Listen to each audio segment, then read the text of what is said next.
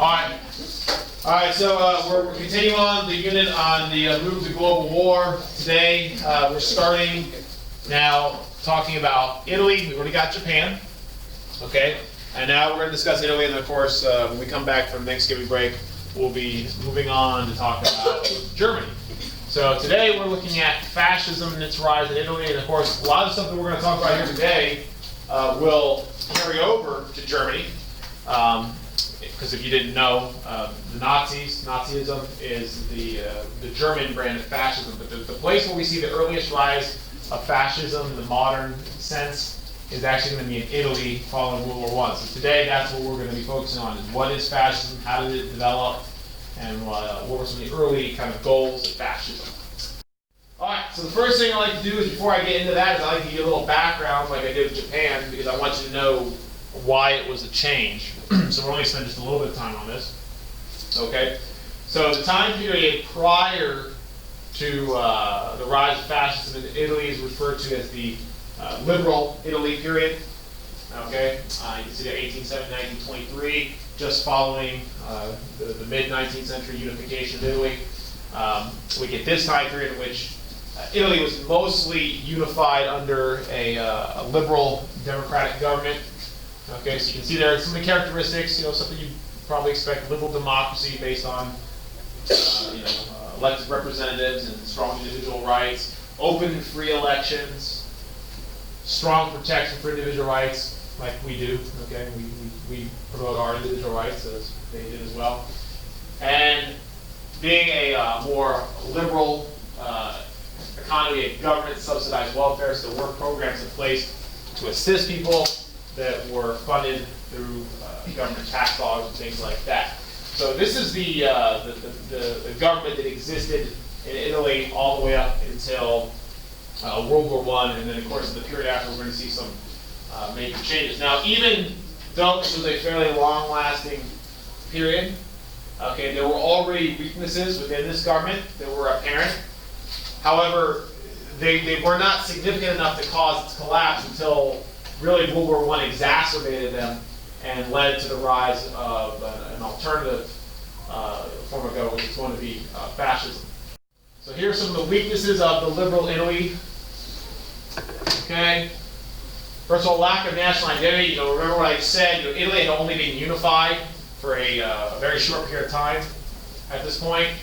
And regionalism was an issue. Regionalism meaning the differences between the various regions of Italy, economic, social. For example, just to give you an example of this, northern Italy was a far wealthier, more industrialized region than southern Italy. So, like what we talked about American sectionalism, Italian sectionalism caused division, okay, and issues.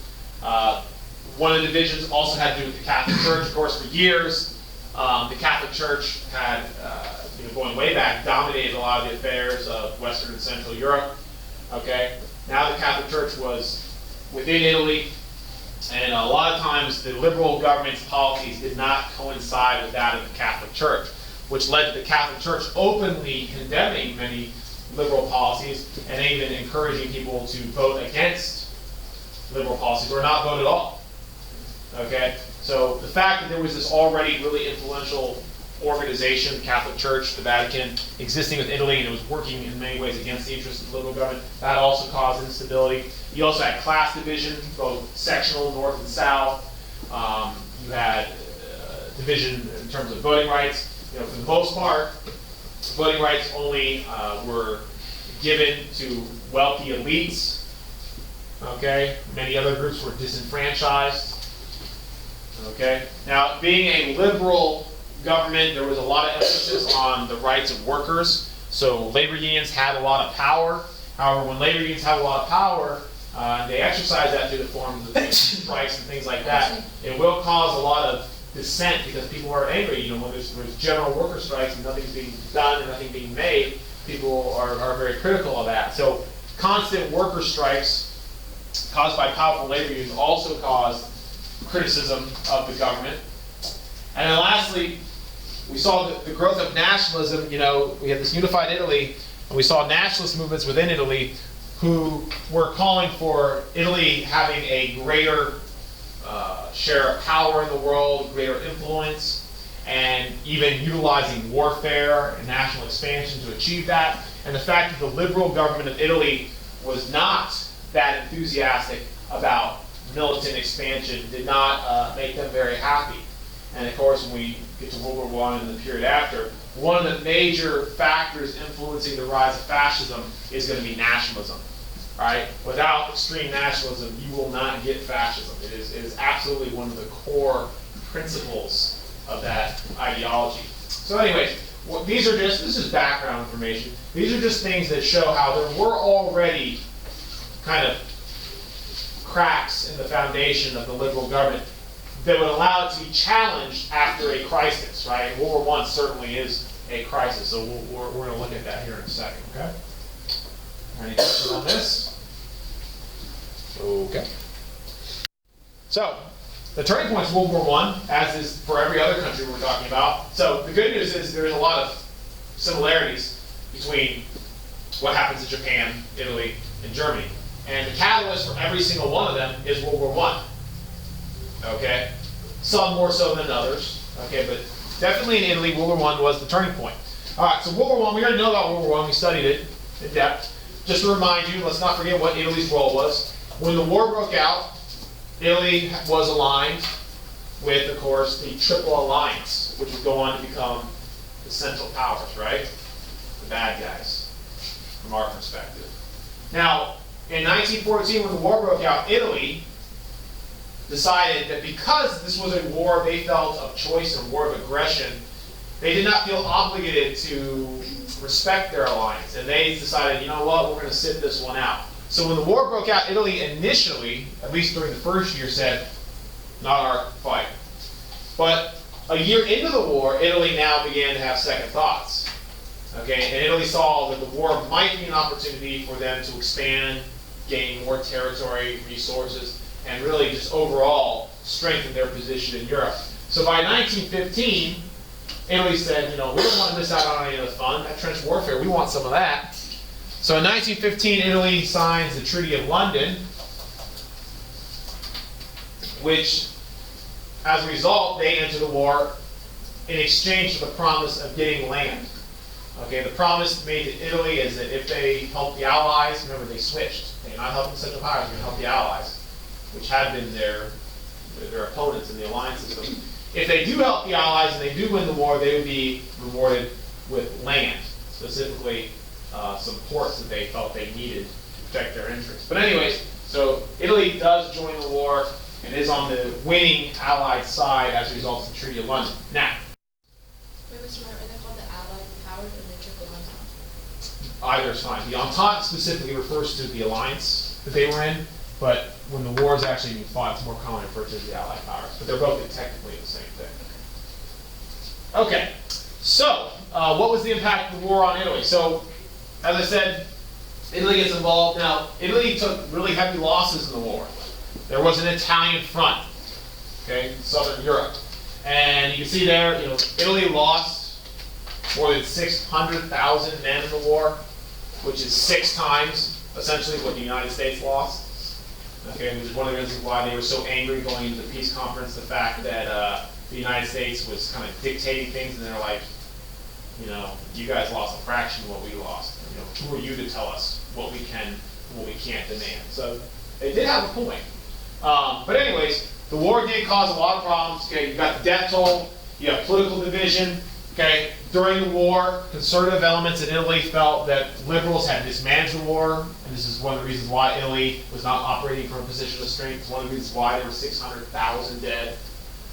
Compounding this was during the war, because it was a total war, and every other country did this as well, but because it's a total war and it required total economic mobilization, the fact that more workers had been mobilized into the workforce meant labor unions surged in power. They surged in power in most countries, including places like the United States, because the need for workers led to an increase in workers in those unions, and of course they had more bargaining power. Well, because of that, because labor unions grew, and of course they had increased demands and possibly strikes and things like that, many conservatives were angry about that factor as well. But of course, you had labor unions tend to side with liberal politics, So that what we had is during the war, you had conservative elements angry over the mismanagement of the war, you had liberal elements who had grown in power. So political divisions in Italy were growing. But the big thing, here's the final issue is the big one. The big issue Italy had with World War I was the outcome of the war. Regardless if you were a liberal or a conservative, no one in Italy, for the most part, no one was happy with the peace process. Okay? And they were winners. You know, they were on the winning side and they were upset. Think about how the losers must have felt. Okay? And the major issue was that the Italian government and Vittorio Orlando, okay, who had negotiated for Italy at Paris, failed to get all of the concessions that had been promised to them on paper in the Treaty of London.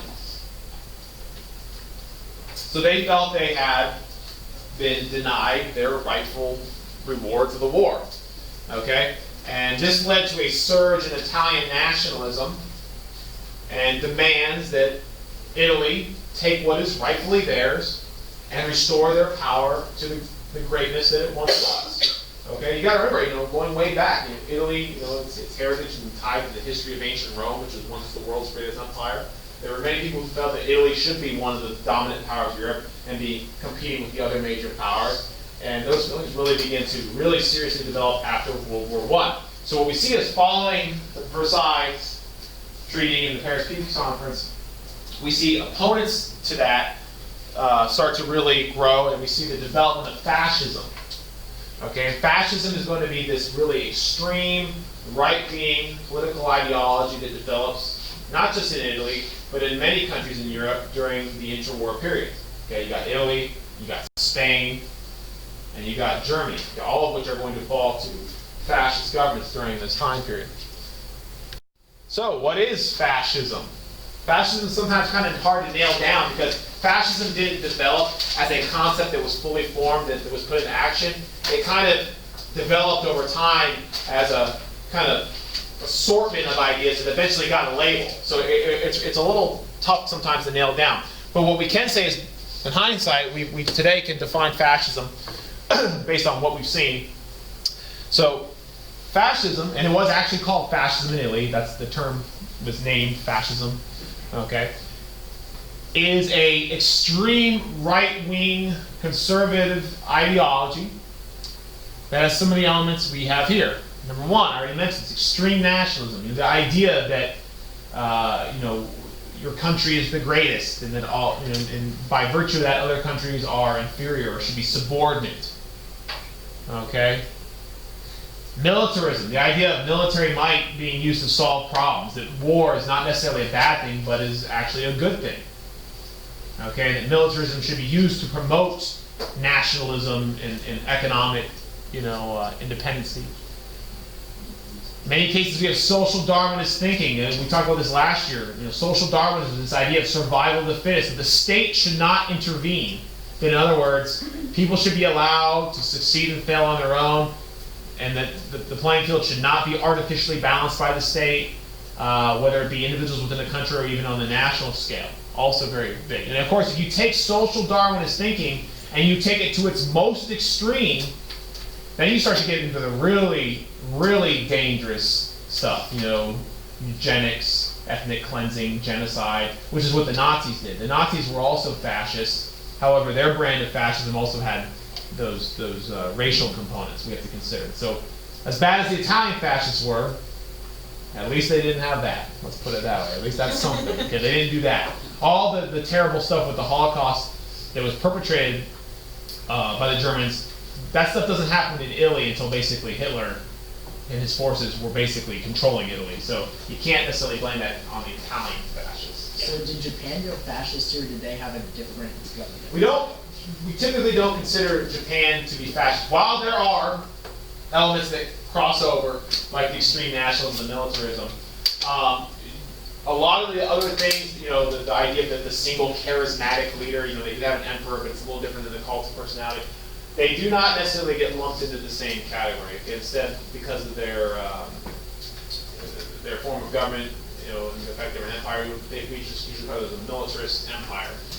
But no, they're not considered fascist. So they do share a lot of components, though. Certainly they do. So it's almost, I could definitely make an argument for it, but in hindsight, history doesn't usually do that.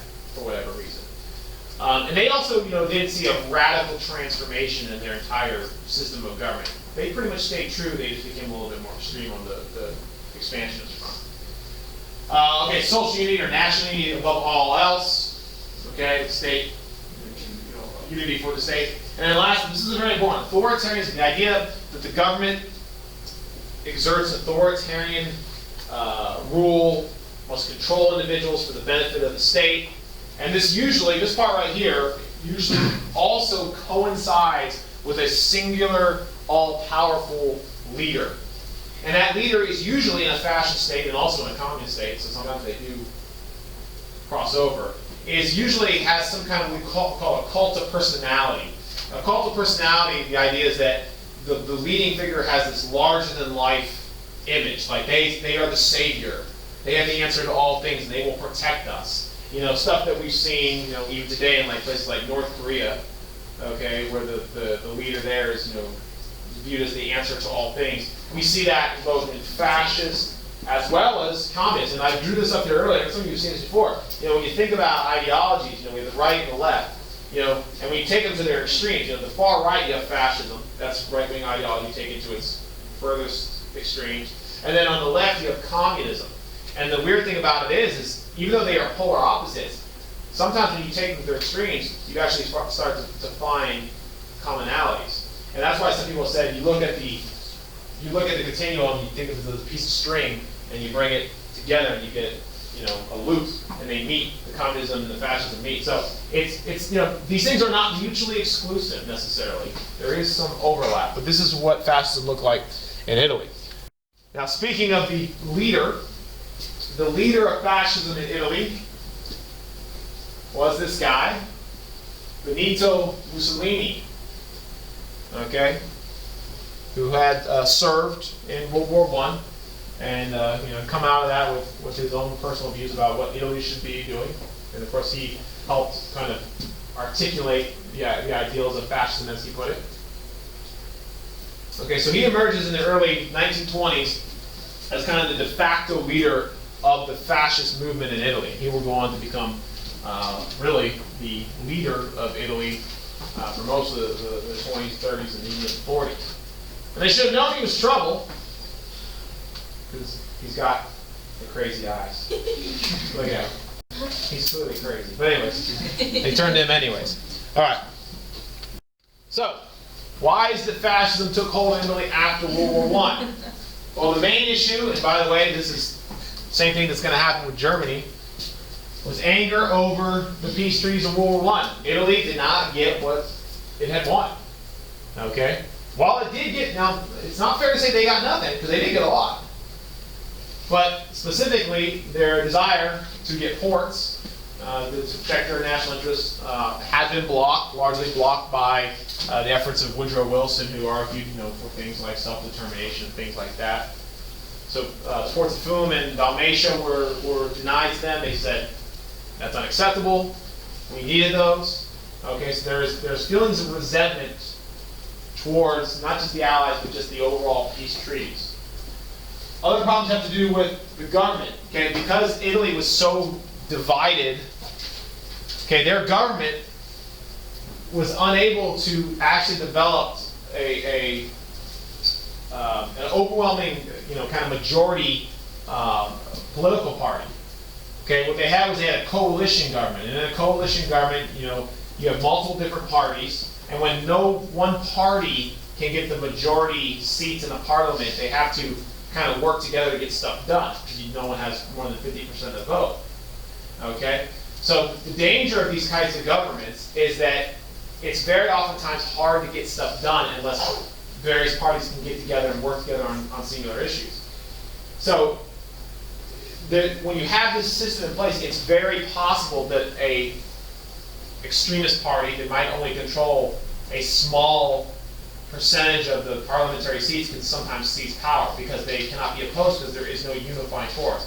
So what I'm trying to say to you is, for example, the American political system, especially recently with the election, a lot of people have been very critical of our political system and said, oh, the two-party system that America has, I've heard it at the time, I hear it every 4 years, it's broken, it's terrible, it's the worst thing ever, it denies freedom or whatever. Well, say whatever you want. But here's the benefit of the two-party system. The benefit of the two-party system is it almost always ensures that one party will have a majority control in government, therefore can actually get stuff done. In governments in which you have, 3, 4, 5 parties and they're all struggling, no one has a clear majority and no one has a mandate for the people. So what ends up happening is either nothing gets done, or in some extreme cases, a minority party will sometimes seize control and implement a rule that defies the will of maybe 70 to 80% of the population. That's bad for everyone. No one wants that. So as many flaws as there are maybe in our political system, the two-party system that you don't like, you can't argue that it's not a stable system. It does create stability. Okay? It does create stability. It's hard to break into. It is hard to break into if you're a third party. But there is a lot of stability in the transition of power. Okay? And in governments like we had in Italy and in Germany, what we're going to find is a minority group, like the fascists, the Nazis, who control no more than 30% of the elected seats, will sometimes be able to seize power. And that's not necessarily a good thing. Yeah? So Italy was in a coalition government? It was because it was so fractured between various groups. Okay? And that's how the fascists do take power. They get a small, they get a percentage of the elected seats, but it's the largest. It's, even though it's not a majority.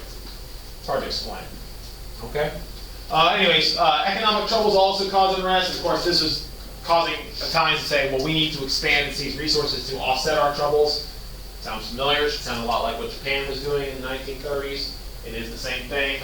And then lastly, fear of communism. The Bolshevik Revolution in Russia was having everyone scared. They feared communism spread. So the fear of communism led many Italians to turn to right-wing answers, okay? And there were, people on the right wing like Mussolini who said, I have the answers, I will protect you against the threat of communism. Okay, so that also pushed people to more extremist right-wing ideologies, the fear of communism. And let's not forget, that also happened in Japan. We talked about Japan's fear of the Soviet Union. And it also happened in Germany. So there's a lot of overlap as to why these things happen in these various countries for these reasons, okay? All right, so how did the fascists take power? Well, the fascists never democratically seized power in a legitimate way. At this point, the fascists were still a minority group within the parliament. They did not have the majority of the elected seats. So how is it that Mussolini could seize power and eventually basically set himself up as a dictator, which is what he did do in a sort of way? Okay, well, it starts in 1922 in this event called the March on Rome. In 1922, Mussolini and his fascists and his followers, which were known as the Black Shirts, which they were a paramilitary organization mostly made up of former Italian World War I veterans who were unhappy. Okay, they held this political kind of almost like a coup, almost they tried to do, in which they marched on Rome with the intent of demanding a greater share of influence or say in the government. Now, as a result of the March on Rome, which was a fairly small movement if you have to look at the actual numbers, as a result of the March on Rome, the Italian king decided to appoint Mussolini to be prime minister. Even though Mussolini and the fascists did not control a majority vote in parliament, the king, realizing Mussolini's influence and power, decided to appoint him prime minister. Okay, maybe hoping to utilize some of that influence. Okay? So as a result of this, Mussolini was legitimized. Okay? When he became prime minister, now he became kind of the leading figure in the Italian government. All right? He was no longer just some, guy speaking and rabble-rousing. Now he was legitimate. And from there, he began organizing and using his power and using his followers, the Black Shirts, to eliminate opposition until such a time that the fascists were now the reigning political party in Italy. So you can see here, by the mid-1920s, essentially, Mussolini had set himself up as a legal dictator. The only way he could be challenged is if the king removed him. But the king would not be willing to do that because, of course, Mussolini did have a lot of power and influence and was a popular figure. Okay, so once Mussolini was in power, him and his followers eliminated all opposition. They used violence, intimidation, okay, to win elections and eventually dominate parliament legitimately. If you call it legitimate, they used violence. They then banned opposition parties, labor unions, because they were seen as being a threat to fascism. So basically, by the late 1920s, all of Italy was fascist, and that was all that would be tolerated. There was no actual organized political opposition. Okay, freedom of the press was restricted. You could not criticize the government without repercussions. Okay, they used secret police to control anti-state activities, also very common in fascist and in communist states. Okay, having a secret police force that would arrest and eliminate anyone who was opposing the fascist government. And lastly, Mussolini cultivated a cult, a personality. This is what I talked about earlier. The idea of a larger-than-life persona that has all the answers. You know, Mussolini used propaganda to really prop himself up as the savior of Italy, or as he called himself, Il Duce, the leader.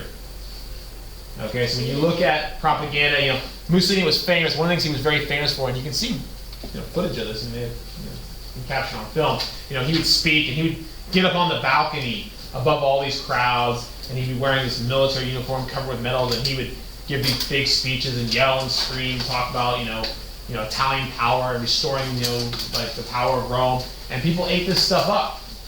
Okay, and they really thought this guy does have all the answers. But even if they didn't feel that way, there was no way they could challenge him. Because as a result of all these things, challenging him would have been met with repercussions. He could have been thrown in jail, even executed. Okay, and in the rise to power, the fascists, the black shirts, did routinely assassinate political opponents. They literally just had them killed. So Mussolini's, you're going to find this later, Mussolini's rise to power very much mimics other fascist leaders, but especially Adolf Hitler. Hitler comes later, and he actually kind of copies Mussolini in exactly what he did. And we're going to see that, so just keep this in mind as we go on. And Hitler is obviously more well known now, but at the time, Mussolini was the face of fascism. He was responsible for helping spread it to places like Spain and Germany. All right, real quick about the economy. Okay, so the primary goal of Mussolini and the fascists was to make the Italians self-sufficient. They did not want to have to rely upon other countries for their resources. They felt that would make them weak. So because Italy had limited resources, this would require increasing production, but also expanding, which is going to be what we're going to talk about next, which is foreign policy. So you can see Mussolini promoted what was called productivism, which was focusing on increasing the productivity, industrial and agricultural output of Italy at the expense of everything else, which actually was also a prime goal of a lot of communist states. So here you actually have rival ideologies pursuing similar goals. Okay. Also attempted to implement the corporate state. So the corporate state was really interesting. Mussolini attempted to blend elements of socialism and capitalism, meaning on the socialist side, the idea that all workers would support the state. But the way we carry that out would not be through the government running the means of production, rather it would be through private corporations. So private corporations would organize workers, but all workers would be expected to kind of make their contributions to the benefit of the state. So that's kind of a weird mix of both socialism, okay, and capitalism. Okay, so just because it is a far right-wing ideology doesn't mean it doesn't have some elements of socialism. And the primary role of the state was not actually owning the means of production like it would in a communist state. The primary role of the state would be to mediate disputes between workers and these corporations, facilitate the workers in the corporations. Okay, but regardless, the primary goal of Italy was to promote self-sufficiency. They wanted to not be reliant upon anyone because they were fearful that being reliant upon them would make them weak. And weakness was, the thing that fascists feared the most, because fascism is entirely based on strength. The all-powerful leader, powerful military, powerful states, all about strength. Fascists hold strength above all else, even individual rights. Yes. So wait, what exactly is production? Tivism Yeah. just means, it's a very vague term that just basically means increasing productivity. Okay. So, like Stalin also did, Mussolini set goals to increase productivity in both industrial and agricultural output. Isn't that more like, if it's more state-run, isn't that more like? If it was state-run, it would be very socialist, but it's not state-run. It's run by corporations. The state simply is the encouraging factor telling corporations So what. they tell corporations to? Yes, and that's what separates the socialist aspect from fascism. Fascism is a far right-wing ideology, so at no time in a fascist state does the power of the means of production is it seized by the state. Instead, it's encouraged to be taking place in corporations. That's what makes it right-wing, right? If this was a socialist or communist state, the means of production, there would be no corporations. There would be no private ownership. It would just be the state. That's the difference. All right, almost done. All right, on foreign policy. Okay, the fascists were also promoting, improving the position of Italy through national expansion and utilizing war to do so. Okay, so you can see there, I'll be real brief because we're almost out of time. Increase national pride, consolidate domestic support, revise the post-war treaties, right? Fix Versailles. Dominate the Balkans and the Mediterranean. They wanted to build an empire in Africa. They already had territory in Africa, but they wanted to connect it and create an empire there. They believed that was a good target, as well as the Balkans and the Mediterranean. And also sponsor the spread of fascism in other countries, which they did. Mussolini would help prop up fascist dictators, the most notable of which would be Francisco Franco in Spain. Which, if any of you, did anyone learn about that in Spanish class? Sometimes people tell me that you guys learned about that in this phrase class, so you might hear about that eventually. Francisco Franco, who of course was also a fascist. We don't hear much about him because, of course, Franco doesn't get involved in World War II, so he doesn't get as much attention as Mussolini and Hitler. Okay, but he was also very much a fascist. Okay, real quick, one last thing. So the earliest example we see of this foreign policy going into effect is called the Corfu Crisis. I'm just going to be real brief, but the Corfu Crisis involved Italy invading Greek territory, an island known as Corfu, in response to a border dispute. Italy, long story short, Italy was mediating a border dispute, and some of their people got killed, and they blamed Greece for this. So in retaliation, they invaded the island of Corfu, which was Greek territory, and they refused to leave until they were compensated. So this was Italy using force to try and extract concessions out of another country. And the League of Nations failed to do anything about this. The League condemned Italy for it, but they actually took no official action against them, because Italy was a League member. It wasn't until basically Britain threatened Italy with their navy that Italy eventually did back down, but they were also paid off. So what this taught Italy was, you could get away with aggression.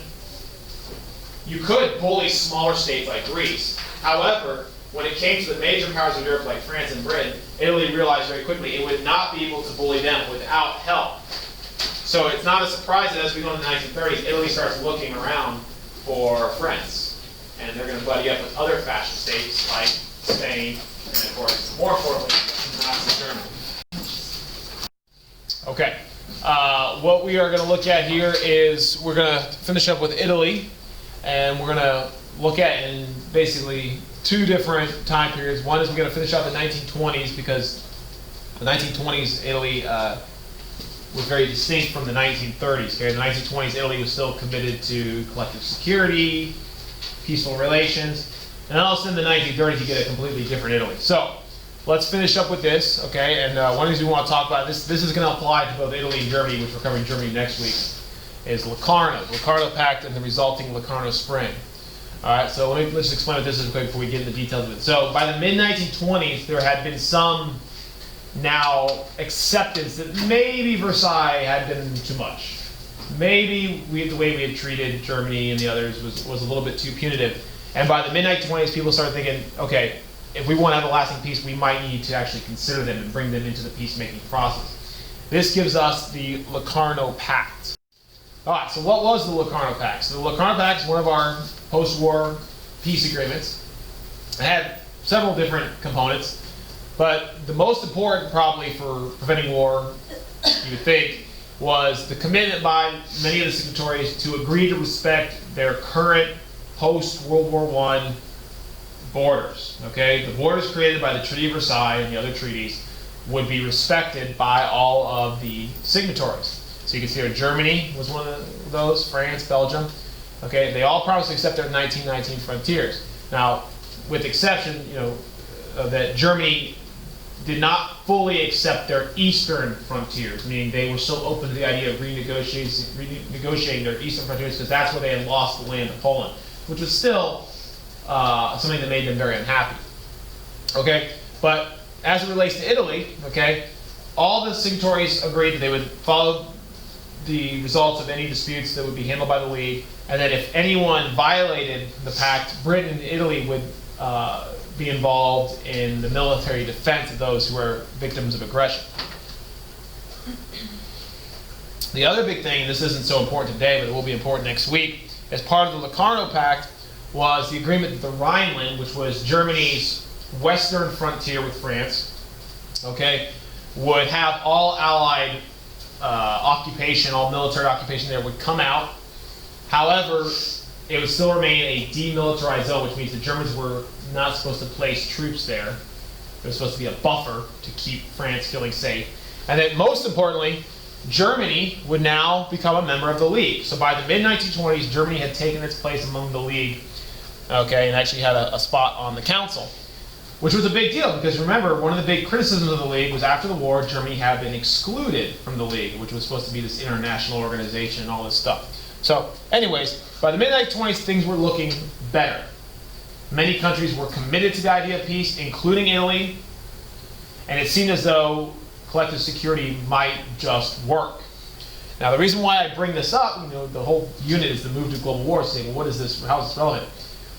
We look at this, and we look at the change that Italy and Germany go through in the 1930s, and we say to ourselves, well, why is that the case? What happened?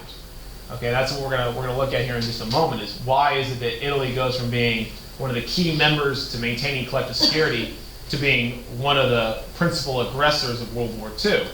Something had to change, and a lot of that had to do with, worldwide events and the economic depression that was, coming and all that other stuff.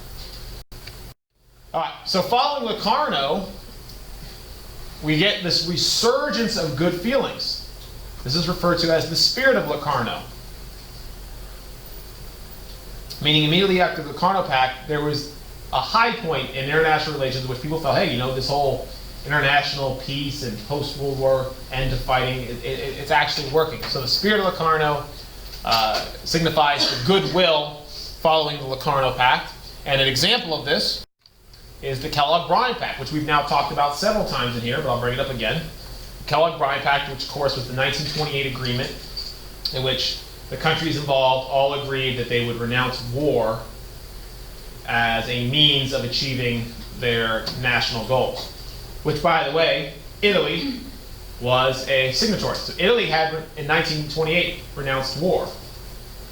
So it's crazy to think that by the 1930s, Italy will now be one of the main countries using war to disrupt international peace and push us closer to global war. But like I said, we look at this to try and understand, well, what exactly happened? What took place? Okay? And the answers lie, of course, with a lot to do with the Great Depression as well as some other things. All right, so let's now talk about foreign policy in the 30s, which is what we really need to spend most of our time talking about today.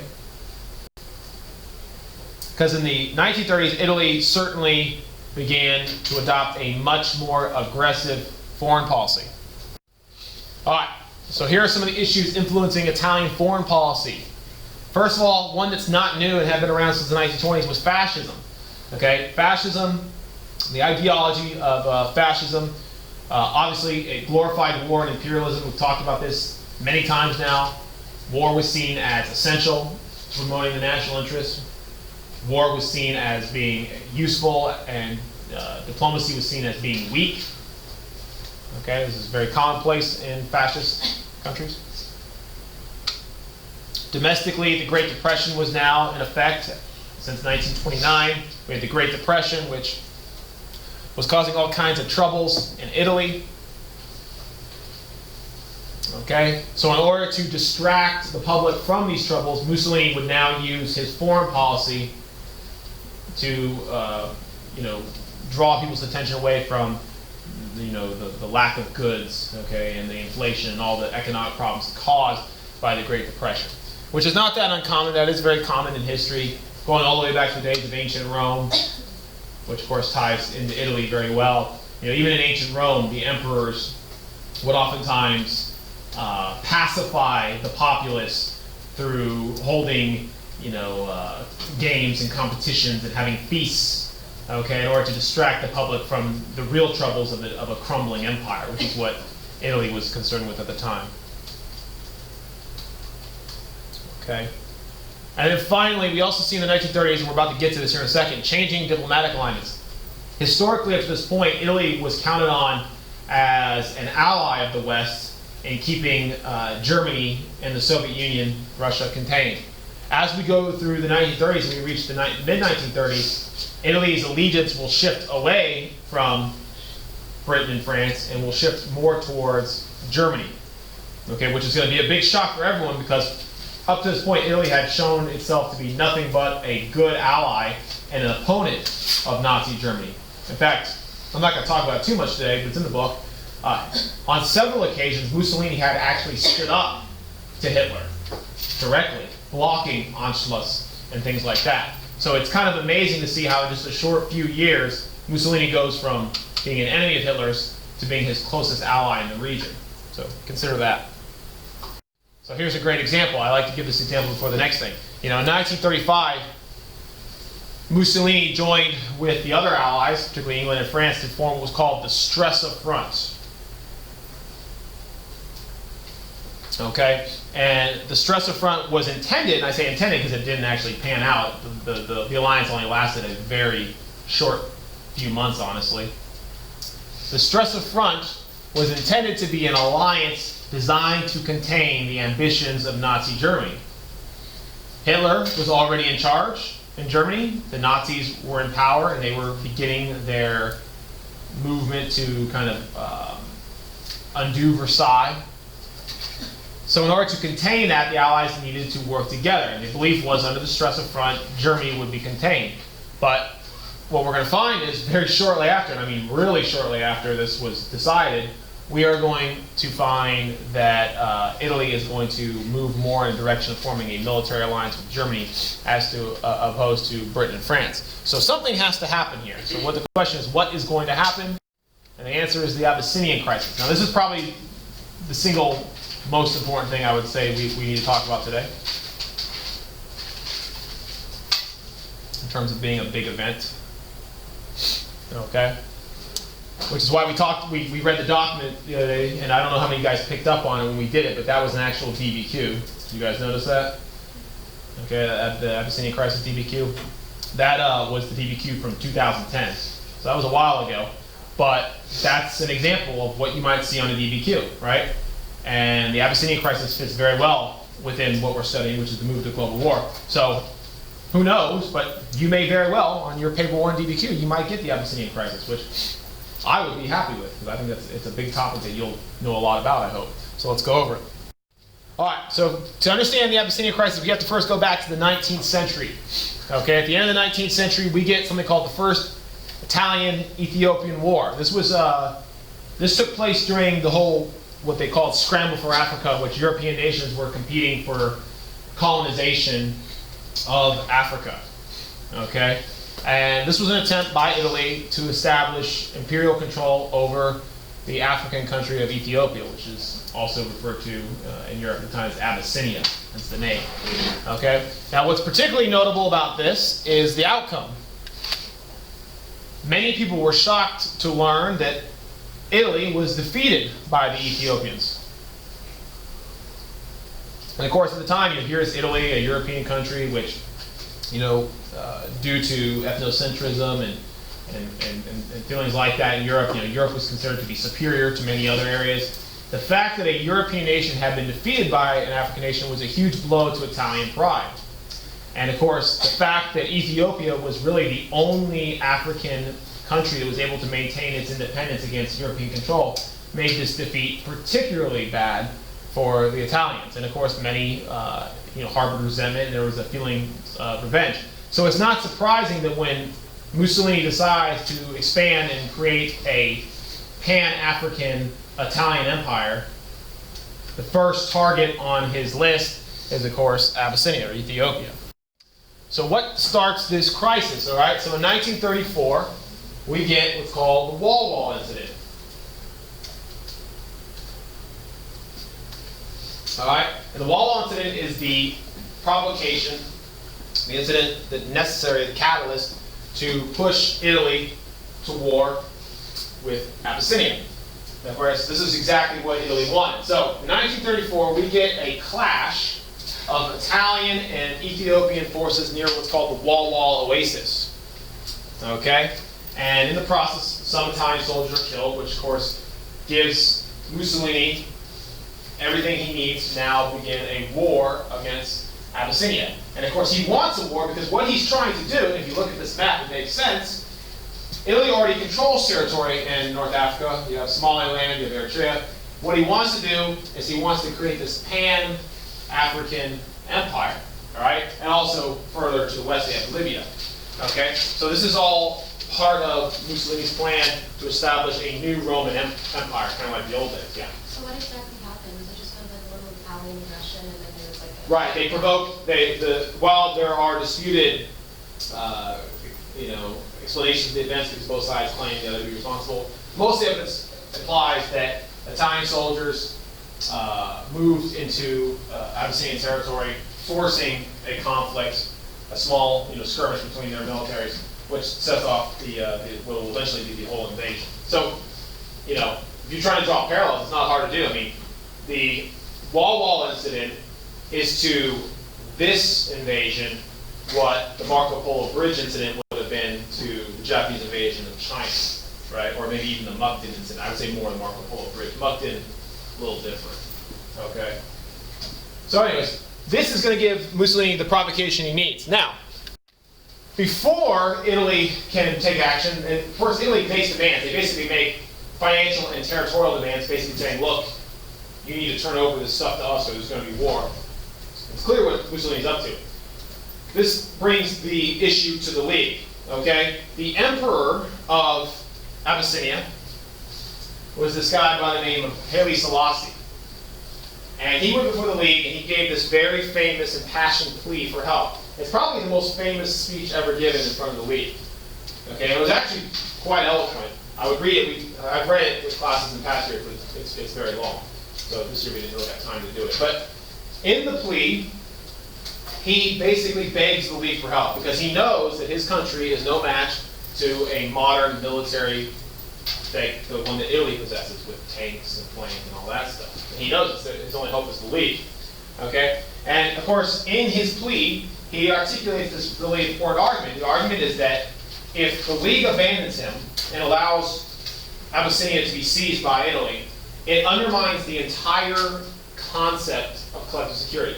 Because going back, collective security is the idea that all countries are equal and deserve protection, and that in order to ensure the integrity of small and big states alike, we must collectively, all the countries of the world, protect each other. So what better example of when the League is necessary than when a smaller, weaker country is being preyed upon by a superior military might? All right? Now, despite Selassie's pleas, the response he gets it's not exactly what he wanted. Now, he doesn't get nothing. He does get a response. They don't ignore him. But what he gets is the League issues an arms embargo on all belligerent nations. What does that mean? That means no weapons were allowed to be sold to either Italy or Abyssinia. Which seems fair, right? Fair game. Both sides get equal treatment. Neither can actually buy weapons. Here's the deal, though. It's not really fair. This embargo unfairly falls on Abyssinia because Italy already has a fully modernized military. It is the Abyssinian forces that lack, okay, the weapons necessary to defend themselves. So the embargo was really, it benefited Italy and it harmed Abyssinia. Okay? And while Selassie continued to plead for help, for the most part, the League was at this point unwilling to help him.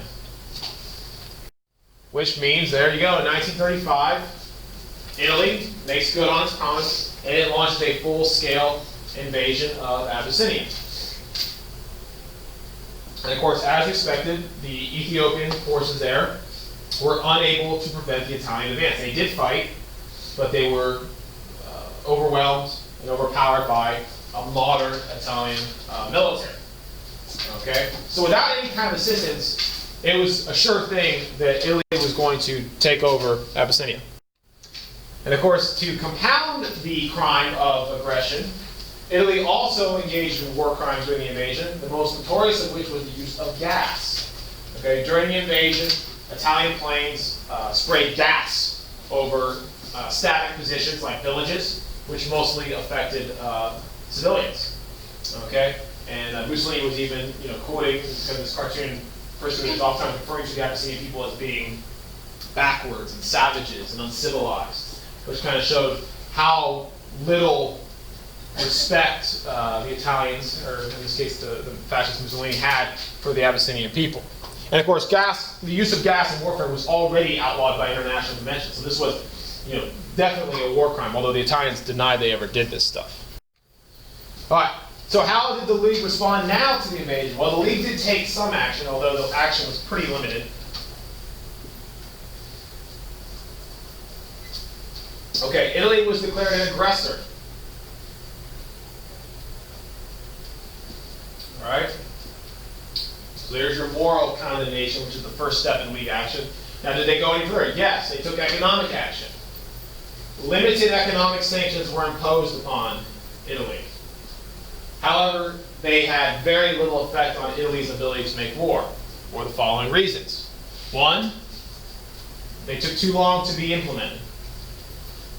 Two, the materials that needed to be embargoed, that would have had an effect on the outcome of the war, were not embargoed. Coal, oil, steel, most of which came from Britain, were not embargoed. Therefore, those key war materials were still received. Additionally, this is the problem for the League in general, was that countries that were not members of the League were not required to abide by League policy. The United States, Japan, Germany, okay? Some of them had withdrawn from the League, others had never been a part, so they could do whatever they want. And lastly, this is probably the most offensive, is Britain, arguably the greatest military power in the region at the time, could have blocked Italian aggression by simply denying Italy use of the Suez Canal.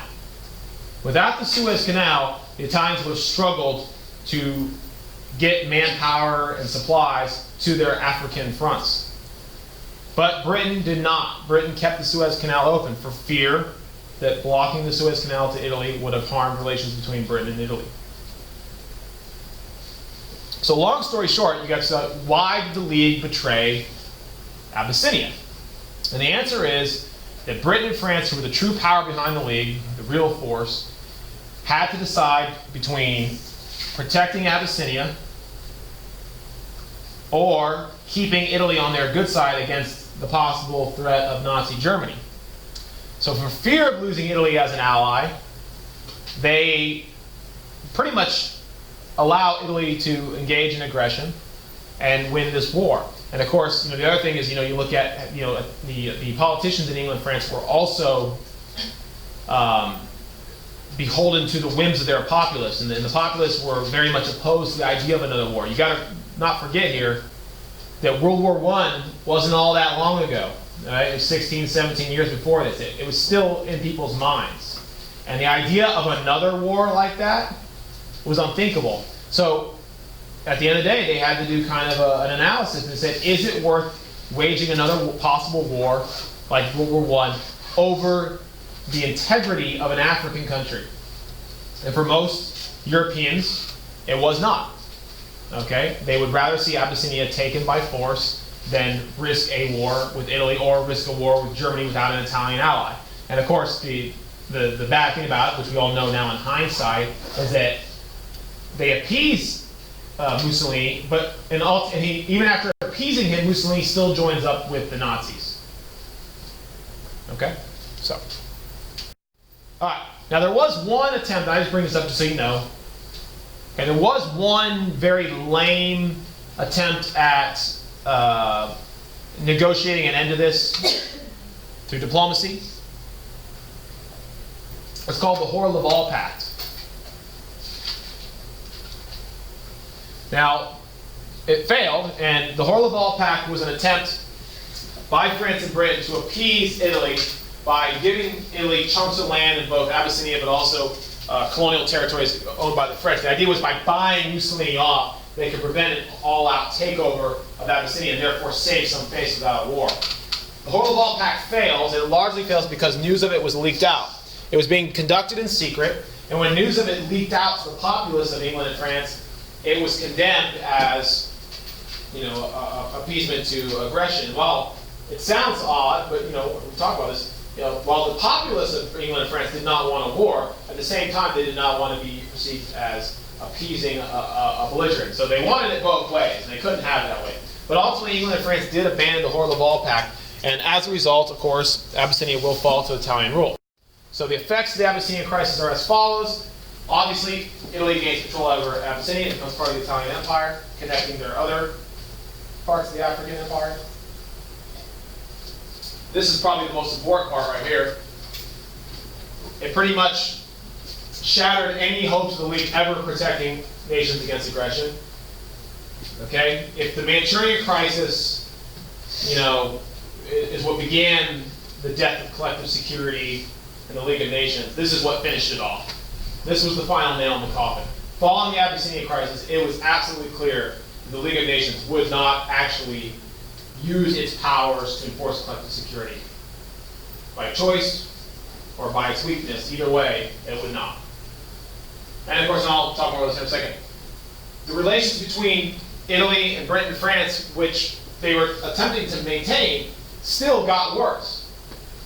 There was no doubt that Italy was seen as an aggressor by Britain and France. And to make matters worse, even after appeasing Mussolini, this is why today appeasement is, for the most part, condemned. And even today, anything that resembles appeasement at all is oftentimes denounced because of the example set forth by the move to World War II. But even after appeasing Mussolini, what do France and England get out of it? Italy leaves the League. They sign the Rome-Berlin Axis Pact with Germany, which is basically starts butting up to them a little bit. And of course, to make matters worse, during the chaos of the Abyssinian crisis, Hitler uses this as an opportunity to make his first territorial conquest. And if we watched the video last week, you might remember, or maybe not, some of you weren't paying attention. Okay? What? It was last week. But anyways, what you might recall is that during the Abyssinian crisis, they didn't talk about the Abyssinian crisis, but that was going on. Hitler reclaims the Rhineland. Okay? The video actually did a good job of this, and I'll explain this. Is that we now know, because documents show us that when Hitler and his generals invaded the Rhineland, they were very much scared. They were scared about the possibility of being confronted by British and French forces. Because they were not yet in a position to challenge them. If they had been confronted, Hitler, it's in his writings, that he would have had to back down. And that would have been very bad for his image as a fascist leader. But he succeeded largely because of what's going on here. He used it as the distraction to take action in the Rhineland. All right. So let's finish up now with Italian expansion in the latter half of the 1930s and then, of course, into the 1940s and the beginning of World War II.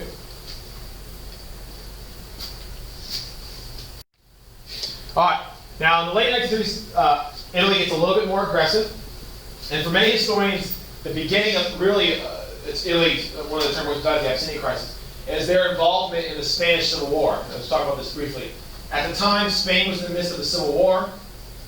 Okay, the war was being fought between rival factions. There was a right-wing fascist faction, and then there was a more left-wing, arguably communist faction. Okay, Mussolini threw his support obviously behind the fascists, which were being led by this guy here, General Francisco Franco. Okay, and so why would Italy get involved in a civil war in Spain? Well, several reasons. One, to promote the ideology of fascism. to gain another ally in Europe, which would also halt the spread of communism, because communism was perceived as an immediate threat to fascist ideology, because of course they are polar opposites. And also to weaken his enemies. France, which was perceived as one of the biggest threats to Italy. Okay, France was backing the leftist forces in the Spanish Civil War. So for Mussolini to harm their efforts in Spain would only promote his situation. Okay, what was bad for Spain, or what was bad for France, was good for Italy in Mussolini's eyes.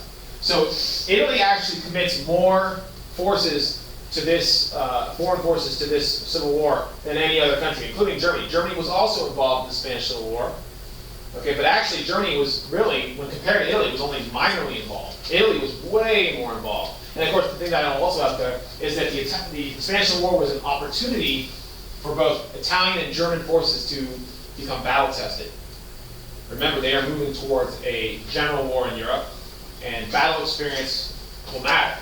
The fact that the Italians were battle tested in the Spanish Civil War gave them an advantage. So Mussolini was taking a much more aggressive stance. And of course, the other thing, and I'll be on the next slide, is that a lot of historians argue that during the Spanish Civil War, that is the moment in which the alliance and the friendship between Mussolini and Hitler was formed. They worked together to help the fascists win, which the fascists do win, by the way, largely because of foreign support. And that is what brought Hitler and Mussolini closer together and eventually led to their alliance. All right, so how did Italy end its participation in collective security? Some of this is repeat already, I know. So cooperation in the Spanish Civil War led to a closer bond between Italy and Germany. We get the Rome-Berlin Axis Pact, and later we get the Anti-Comintern Pact, which was a pact between Italy, Germany, and later Japan against communism. In case the Soviet Union ever decides to stick its, try and get involved, they decide, well, we'll defend each other. So they're very worried about that, because communism was considered to be an ideological enemy of fascism. Okay. And then, as I said before, even after being appeased, the British and French were very dismayed to find that Italy would leave the League. And then later on, and I know we haven't talked about this stuff yet because we haven't gotten to Germany, so if you're confused with any of this stuff, just bear with me. It makes a lot more sense next week. But you should know this already. Italy did a complete 180. Italy had once blocked Anschluss, which was German annexation of Austria. At one point, Mussolini had actually literally used his military forces to block a German invasion of Austria. Now, he went against that, and in 1938, he backed Hitler in Anschluss. So that was a complete shock. It was clear that Mussolini and Hitler were now on the same page. And then, of course, when Germany annexed the Sudetenland, which was the biggest crisis in Europe to this point, okay, which was bringing Europe to the brink of war, right? The Munich Conference, Britain, France, Neville Chamberlain, the video talked about this, okay? Mussolini also backed Hitler in that, which was unheard of. Yeah. What was the purpose of conquer All all the land? of the land? Or like most of the land? They wanted living space, but they were Lebensraum. That's what you're probably thinking of, Lebensraum. Which, by the way, the Italians also had this, they're all fascists, they all have the same premise. We need more living space. They just didn't have a famous term like the Germans, but everyone had the same thing. All right, let's finish up. Now this one's kind of odd because it seems really bold, but it's not as bold as it really looks. Okay, let me explain why. It's actually pretty heavy. Seriously, I'm not joking. So in 1939, Italy, now in continuation of its expansionist policies, invades Albania. Now here's the weird thing about Albania. Albania was already largely under Italian control. Albania is what we would call a protectorate. And I've talked about protectorates in the past, both in here and in U.S. history. A protectorate is when you have a smaller, weaker country who is oftentimes dominated by the affairs of a larger, more powerful country. Technically, a protectorate is still its own independent country, as Albania was, with its own independent government. However, protectorates are usually subordinate to the whims of the superior, more powerful country. So Albania was already an Italian protectorate, which basically meant, other than for appearances, it was largely under Italian control. So when Mussolini invaded Albania in 1939, it was a little puzzling because it was completely unnecessary. It was a very bold, aggressive show of force simply for the sake of show of force. So people say, why did he do this? Okay, and our best ideas are that Mussolini was fearful that he was being overshadowed in Europe by Hitler's gains. You know, Hitler, by 1939, I mean, look at what he's done. He's reclaimed the Rhineland, Austria, Czechoslovakia, the whole thing. And he's getting ready to move on Poland, which is very obvious. Mussolini, who is the original fascist dictator of Europe, was now being overshadowed by the upstart. And that was unacceptable because, of course, one thing we talk about fascism is fascism and fascists, they only respect strength, force. So in order to regain that kind of initiative, that force, he invaded Albania and had a very easy victory there. And of course, it further pushed the world into, concern about Italian aggression. But did it actually have any real, practical consequence? Not really so much, but it did enlarge the Italian Empire, at least in namesake. Okay, now more concerning to the rest of the world was this. Yes? Mussolini does a bunch of really petty stuff. Like, I think all egotistical dictators do really petty stuff. Like the island of Corfu, just like there was no reason at all to do that. You just kind of showed power. No, but you gotta understand, it does fit in to the whole cult of personality that dictators have. And I don't care if it's fascist or communist. I mean, we just talked about Castro yesterday. Now he's a communist dictator, okay? But they shared the same thing, this whole idea of large and live, bold action in order to maintain the respect of the populace. So yeah, I would agree with you. All right, let me finish up real quick. So in 1939, we also get the Pact of Steel, which is really the formalization of a military alliance between Italy and Germany, which is clearly paving the way for a general war in Europe. Now, it appeared as though Italy was fully on board for whatever war Hitler was going to start. Hitler does jump the gun a little bit on this. Hitler will start a war long before Italy is actually ready. And Italy will not exactly back his play right away, but they will, of course, very shortly after. So, there it is. September 1st, 1939, the big moment is when Germany invaded Poland. Okay, this was the final line in the sand that the Allies had drawn and said, look, if you cross this line, there will be no more peace. This is war. So when Hitler invaded Poland, of course, World War II began. Of course, this was followed up 2 weeks later by the Soviet invasion of Poland from the east, because they had, of course, secretly agreed to that in the non-aggression pact, which we'll talk about later. But what about Italy? Well, Italy actually took a cue out of World War I. While they were in a military alliance, Italy did not actually join the war immediately. Italy was not yet prepared. Hitler kind of, like I said, he kind of was on his own page, jumped the gun a little bit. Italy said, even though we're in this military alliance, hold on. So while Italy did not join the war immediately,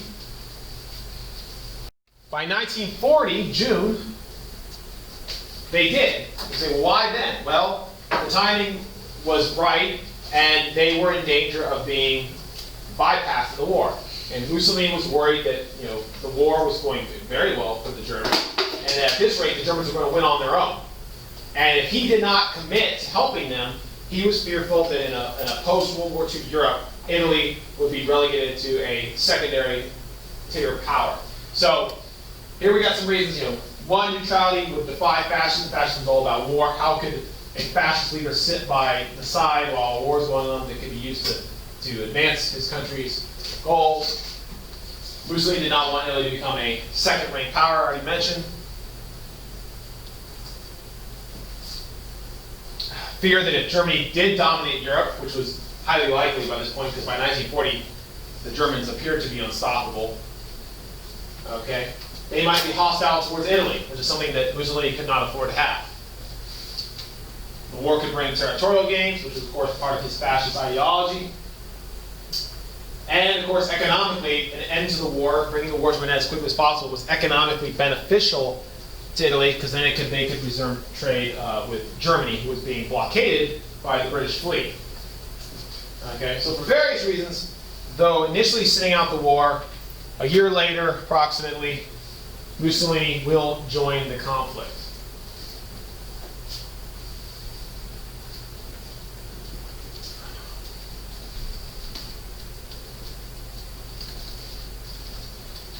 And we'll just talk about a couple more things about what they did early in the war, and then we'll stop. I don't want to get too far into World War II, because that's its own thing. And that's the unit we're going to come back and do when we come back from winter break.